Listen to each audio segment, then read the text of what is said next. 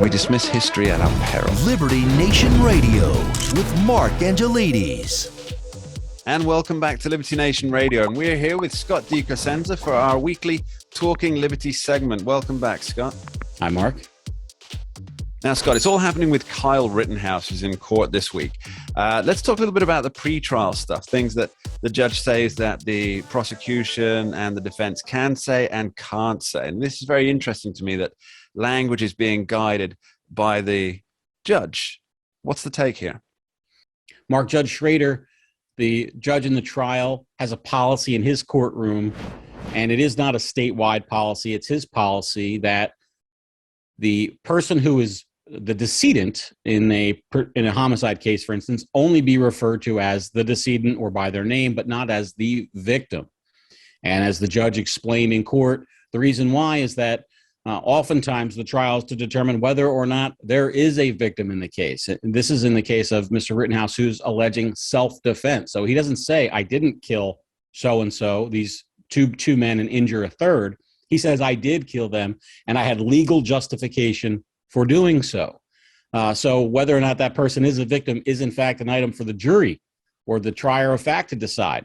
Not just go about in the courtroom kind of assuming that it is. Now, so presumably the judge is saying that because the language would be considered prejudicial towards the jury's interpretation of the fact if someone were denoted as a victim rather than an assailant in the case. Because it could prejudice the defendant's right to a fair trial because of that. That's exactly right, Mark. Now, the detail that has been omitted from, I think, just about every legacy and major media report I have seen on this is that this is the judge's policy in every case in his courtroom, not just Kyle Rittenhouse's case, and not just when it's a white defendant, for instance, which is another thing that's been alleged, and not by like sort of far off corners of the internet that are dark and scary, but the mainstream big box media, cable news people have these experts on that are laying out this idea that it's somehow unfair because the judge is treating Mr. Rittenhouse this way, when we know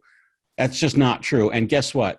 Who do you think most of the people are on the criminal docket in his courtroom in terms of race and ethnicity? Do you think it benefits, young white kids with massive kind of public support for their cases, or often poor black and brown ones who have public defenders? So it's not only not the truth, it's the opposite of the truth. It's quite troubling. So this seems to me, and obviously I'm not a legal mind at all, but this seems to me quite a fair practice, whereas you're not putting forward something that would be prejudicial to a fair trial during the trial. Now, why isn't this the case in most courts if judges are permitted and or encouraged or discouraged for actually doing this themselves? It's an excellent question. I don't know the answer to it. When I heard Judge Schrader's reasoning for it, it was like click, click, click. Yes, makes 1,000% sense. I don't understand why these progressives who want to see Kyle Rittenhouse burn, by the way, this has sort of become one of the many additional kind of proxy wars in the progressive versus right war in this country. They want to see him burn. They should be championing this and making it one of the. It would really cost nothing to implement this change. It's not like giving people free college or something like that. If you care for the rights of the accused in a criminal justice system you say is stacked against them, boy, this would go some way towards fixing it. It's a simple thing, but I have to say it just seems like ideology is trumping reason here. It's an easy and cheap win, I guess. If the prosecution can't say the word victim, why can the defense say arsonist or looter? So the defense, the prosecution basically put forth this argument that, well, if I can't claim these people are victims, that again, the two people that Mr. Rittenhouse killed and the one person that he shot and injured, if they're not victims, why can the defense disparage them by calling them arsonists and looters, for instance? Well, there's two things. Number one, Mr. Rittenhouse is on trial. He has the right to a fair trial. The other three people are not on trial, and they don't have the right to be depicted in any certain and particular way. This is about Mr. Rittenhouse and his legal culpability. It's remember here that the state of Wisconsin wants to put him away for over 100 years. 170 years, is it? Yeah, there you go.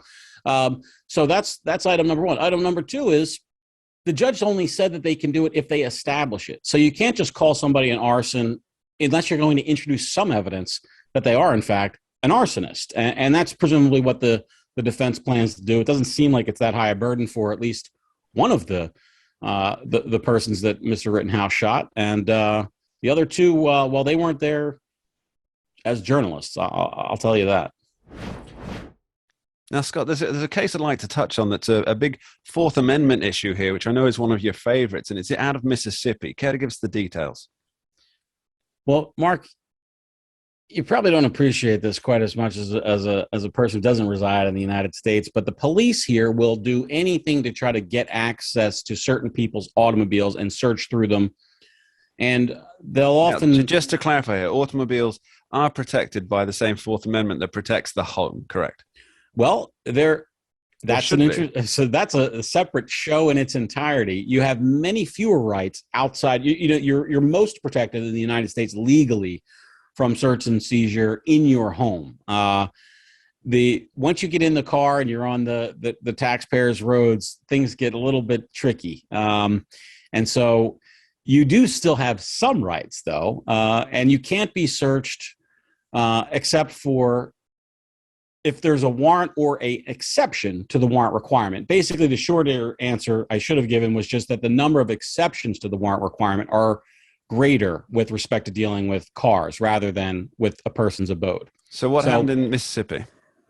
Detective Josh Hartfeld saw somebody driving down the road, pulled them over, and noticed a plastic bag on the floor of their car. And he used that plastic bag as justification for a search. So basically what he said was, because the person had an empty plastic bag, in my training and experience, I think that's typical with drug sellers and drug users, and I was legally allowed to search the man in his car because I saw that plastic bag. Now, the bag did not have anything in it that indicated it was used for drugs. Didn't have, it wasn't like a tiny bag that maybe looked like it had cocaine in it or marijuana or something like that. It was just an empty plastic bag.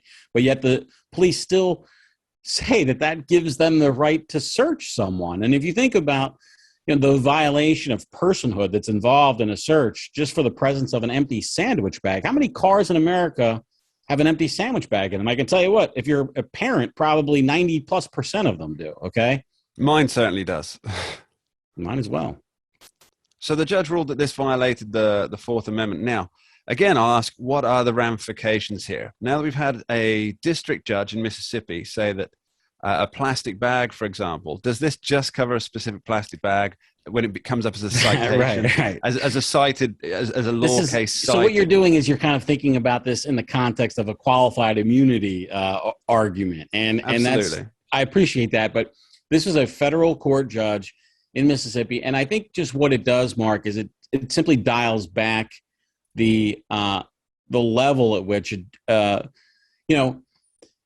it's sort of like a wave or tide in terms of the line of where things are with the Fourth Amendment. And this just pushes it back sort of more in the field of granting more personal freedom by saying we're not going to go ahead and just willy-nilly agree that the police can search whatever they want because they can have some extremely tenuous connection to something illegal. So yes, plastic bags are very often used to carry drugs, but the idea that means they're mostly used to carry drugs, or it's likely that you would find drugs simply because you have a plastic bag is, of course, preposterous. And that's what the court said.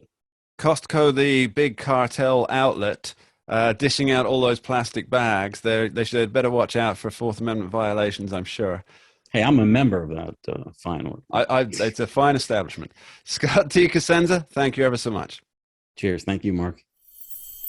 And that's about it for this week's episode of Liberty Nation Radio. I want to thank our guests, Tim Donner, Andrew Moran, and Jeff Charles. And as ever, our Talking Liberty star, Scott D. Cosenza, for taking the time to join us. And I want to thank you, the listeners coast to coast, for being here. It's your engagement that makes it all worthwhile. And don't forget the words of Margaret Thatcher, who said, "The problem with socialism is that you eventually run out of other people's money." At some point, these massive tax grabs, the social programs, the pork-filled spending bills, eventually, they'll run dry because that's what governments do. And then, like hungry wolves, they'll turn once more back to you for yet another pound of flesh. We dismiss history at our peril. Liberty Nation Radio with Mark Angelides. Who are we? We are Americans that believe in liberty. We are a project of the nonprofit One Generation Away. We are patriots who apply the founding principles to the issues of today. And they keep moving the goalposts on us. We are educators and commentators who love America and the Constitution. Who are we? We are Liberty Nation.